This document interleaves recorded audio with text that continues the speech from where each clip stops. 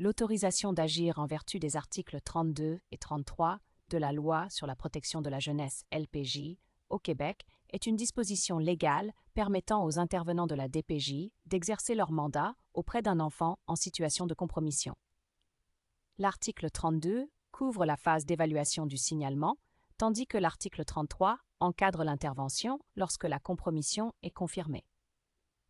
Cette autorisation, obtenue dès la réception du dossier, n'a pas besoin d'être signée avant chaque acte posé par le professionnel, sauf pour certaines interventions spécifiques nécessitant un consentement parental ou judiciaire, comme des examens médicaux ou des placements d'urgence.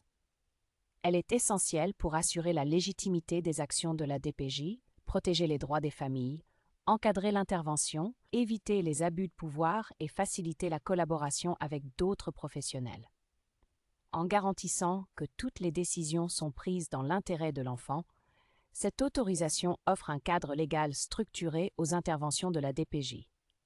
Si l'autorisation d'agir n'est pas au dossier, l'intervenant de la DPJ ne dispose pas du cadre légal nécessaire pour intervenir, ce qui peut entraîner des contestations, voire l'invalidité des actions entreprises. Sans cette autorisation, il ne peut pas recueillir d'informations officielles, rencontrer l'enfant ou poser des gestes pouvant affecter les droits des parents, ce qui risque de compromettre la prise en charge et la protection de l'enfant.